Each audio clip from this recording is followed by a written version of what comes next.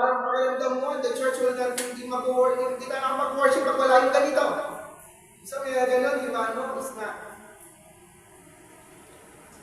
Avoid pride and arrogance. Ito yung nakakalungkot sa mga iglesia nowadays.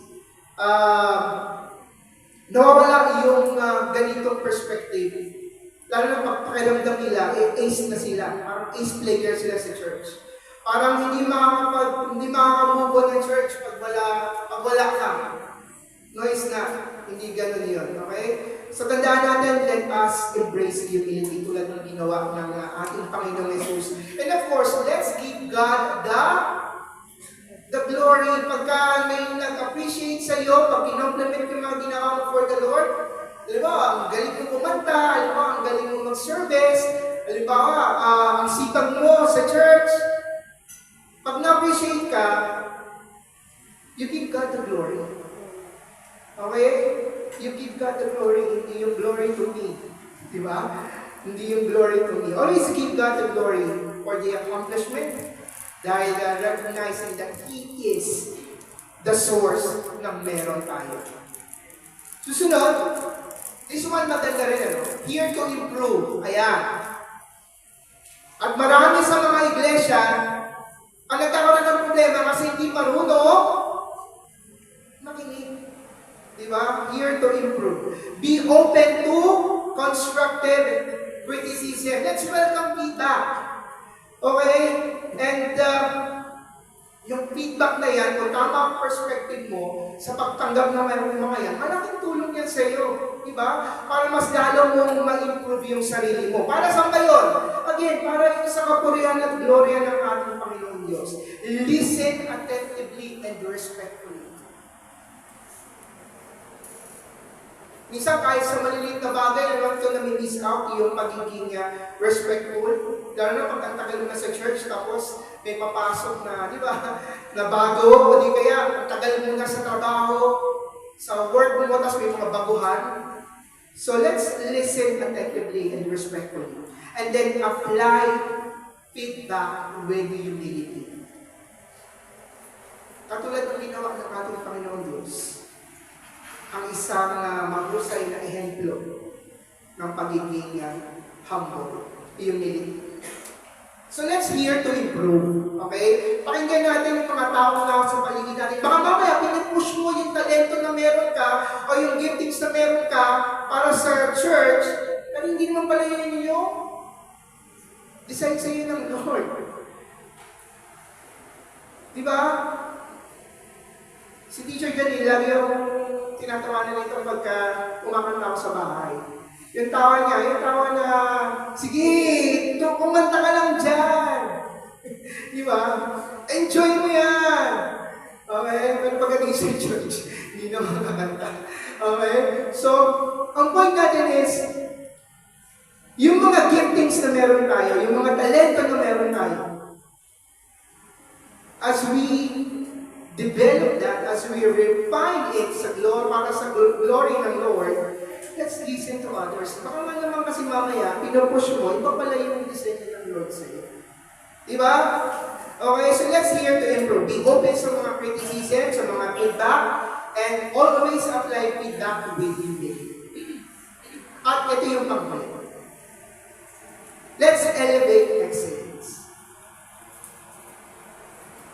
Let's strive for excellence. Okay?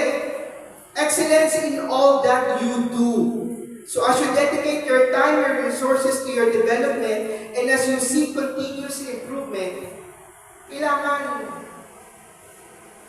pang highest level ito. Kung halimbawa nga, di ba, naalala nyo, I remember sa royal family, ganun yung mga preparations na ginagawa sa kanila. Royal family sa Europe, di ba? Sa UK. Talagang pagdating sa mga announcement, pagdating sa kung ano pa man, ganun ka-elaborate, ganun ka-detail yung klase ng servisyo na binibigay sa kanila. Ano pa sa ating Diyos? Sa ating Diyos who is the King of Kings and the Lord of Lords. So let's give it with, not just with all our heart, but also with excellence in all that we do. Okay po? So, let's remember all of these 3 points, discovering the image that we have in us. Nasa atin ang banal na Espiritu, kung kaya dapat yung mga giftings na meron tayo, yung mga talento na meron tayo, let's use it with confidence. Kasi again, you have the Holy Spirit with you. Huwag kang mahiya. Maximize it. Use it powerfully. And then pangalawa, let's develop yung fruits of the spirits that complements yung mga giftings natin. As we journey with your faith, muli po, makikita ninyo, kayo maka-observe ko sa sarili ninyo, kung gaano na kayo kapasensyoso, kung gaano na kayo, iba na yung level ninyo kung paano kayo magmahal. Simply because, work yan ng banal na Espiritu sa life mo. At nawa, yung mga giftings na meron tayo, ay mas lalo natin magamit para sa kanyang kapurihan. At pangatlo, let's refine these gifts. Katulad ng example ni Christ. By being humble. Okay? By being humble. Now, let's reflect on this. How can we cultivate a spirit of humility and service? Paano natin i-cultivate ang humility of service sa buhay natin as we use our gifts for the Lord, as we use our talents sa Panginoong Diyos? Yung mga talents na meron tayo, kung paano tayo pinahit ng Diyos, that has its purpose. And that is to give glory to the Lord. Hindi lang ito pa sa personal gain, but again, those are divine instrument ng Lord para mas lalo ma-expand yung kanyang kingdom. And maybe how we submit yung mga abilities natin sa ating Panginoong Diyos. And as we embrace yung calling ng Lord sa atin, we will fulfill hindi lamang yung purpose, hindi lamang yung truth that we are a body, member of the body of Christ, but also yung fulfillment, yung kasarapan ng isang buhay na punong-puno ng kagalakan at kapayapaan na nagmumula sa ating Panginoong Diyos. Ang hamon sa atin ngayong linggo ito, for us to continue to develop, refine our giftings, our talents. Lahat tayo, yung kabuuan ng ating pagkatao for God's honor and for God's glory. Let's come to the Lord in prayer.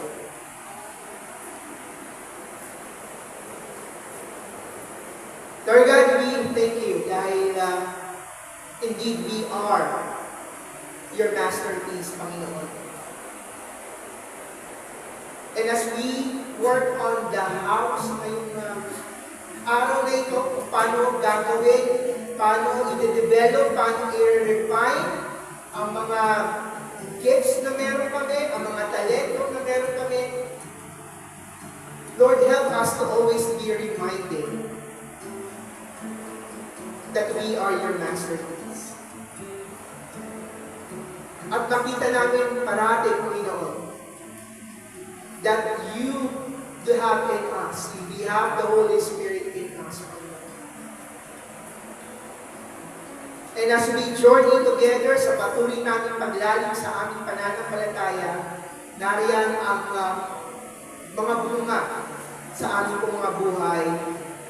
And we pray na kung ano man ang meron kami, lahat na meron sa amin, magamit namin para po sa inyong kapurihan. And as we continue to be used by you, Panginoon, teach us to always be humble, Panginoon. Dahil lahat ng meron kami mula po sa iyo. Salamat dahil we're gonna see ourselves, Panginoon, right now bilang inyong masterpiece, Panginoon. It's gonna be a long journey.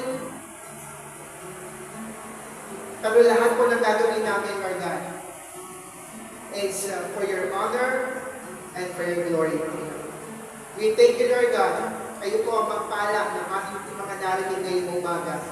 At may apply po namin ito sa aming mga buhay as we live our lives each and every day para po sa inyong kapurihan. Salamat po, Panginoon, sa pangalan ni Jesus.